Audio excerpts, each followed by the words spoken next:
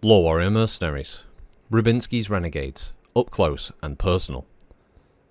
This command was formed from Grover's Heavy Guard, a mercenary company in the employ of the Draconis Combine. While staging from Braunton in March of 3057, the unit undertook a raid against Clan Smoke Jaguar.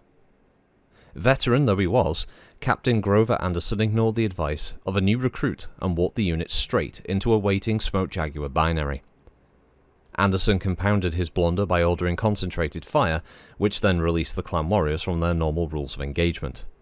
Anderson's Cyclops was the first to be brought down by the clanner's concentrated return fire. Maxiphilia Ravinsky, the mech warrior who had warned the captain, took immediate command of the unit when the executive officer faltered. Having already prepared a strategic retreat, she'd led the unit back to a more defensible position in the foothills of the Ironcast Mountains. The close-quarter fighting that ensued negated much of the clan's technological advantage and allowed the Heavy Guard to defeat the clan force and escape with half of its original strength. Over the next year, Rubinsky explored and refined close-quarter tactics, training her demi-company incessantly and leading many successful raids against the Jaguars.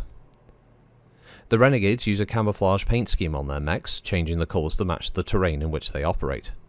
The command's insignia is a polished chrome mechanical wasp, which is painted on the upper left leg of each unit. This insignia, along with the unit's close combat capabilities, has led some officers within the DCMS to nickname the unit the Swarm. Dragoons rating B-. Officers. Captain Maxiphilia Rubinsky initially trained under the command of her father with Rubinsky's Light Horse Mercenary Regiment. She attended a small mech warrior academy in the old Tikhonov reaches, served a term with the 4th Davian Guards, and then returned to the Light Horse. After an argument with her father, Maxiphilia left to find employment with Grover's Heavy Guard. Though the Rubinskys all claimed the dispute was a mere family matter, many observers believe the argument stemmed from who would eventually command the Light Horse, Maxiphilia or her elder brother, Thomas. Both are excellent mech warriors, though Maxiphilia has recently shown more talent in tactics and strategy, as well as a natural gift for leadership. Tactics. The Renegades specialise in close combat situations. They prefer to fight in limiting terrain such as dense forests or high mountains, but perform just as well in open terrain at close ranges. The command is highly skilled at stealthy approaches and ambush tactics, as well as physical attacks. Support. With the mech warriors assisting the small technical staff, the Renegades can generate enough support to cover about 60% of their maintenance requirements. They can barely maintain the clan equipment they employ, however, and more often swap their clan tech salvage to the DCMS for advanced Innosphere technology refits and cash. The unit has already amassed a large war chest, which is earmarked for expanding the unit back to a full company.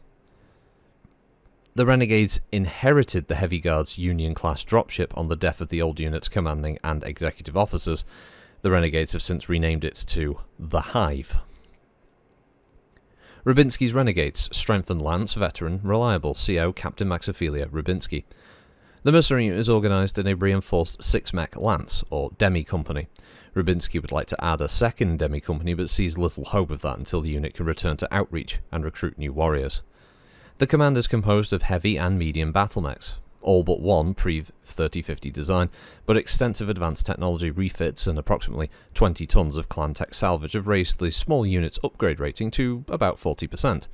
Furthermore, the Renegades recently took advantage of an offer from the mercenary unit Battle Magic to customize their machines. Captain Rubinsky's Rifleman, which has already been fitted with jump jets, medium lasers and heat sinks for better close combat capabilities, was further modified by the master techs of Battle Magic. Now her Rifleman can stand up to assault-class battlemechs at point-blank range. Similar efforts resulted in several other striking modifications to the rest of the command's battlemechs, including the substitution of SRM packs and a hatchet for Archer's LRM launchers, the addition of Mask to a Scorpion, and the substitution of 12 machine guns for the Scorpion's PPC. Now there is some wacky fucking builds right there, people. I mean, it doesn't say what her Rifleman gets that allows it to stand up to assault-class battlemechs at point-blank range, but, I mean, we're looking at, what, an Archer that swaps out its LRMs for SRMs and a hatchet? I mean, that's a pretty terrifying idea. That's a splat mech right there. But I think the most hilarious one is a 12 machine gun Scorpion with Mask. Let's imagine that for a second. A quad mech that's already considered to be relatively uncomfortable to pilot at max speed anyway, using mask to probably cause fair amount of internal damage to the pilot if they don't concuss themselves on their way to their target, and then just basically holding the trigger down to fire 12 machine guns. It's got the same fire capability as a friggin' piranha, but probably with more ammo. It's pretty mental. And I assume it still has the SRM-6 as well, so it's just a short-range death machine, which is exactly what they're focused around. Oh, mental. I mean, I assume her... Let's see, her rifleman had been further modified, so what? We drop the large lasers or change them to some maybe more medium lasers, and like the ACs maybe switch to something else? Maybe LBs or something? Who knows? Interesting. I'm interested if her mech actually has a write-up anyway. If anyone knows, let me know in the comments, because I'd be interested to know what her rifleman modification is.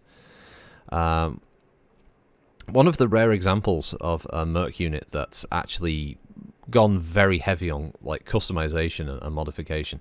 Although it's heavily emphasized in the computer games, obviously, or just modify your mech however you feel.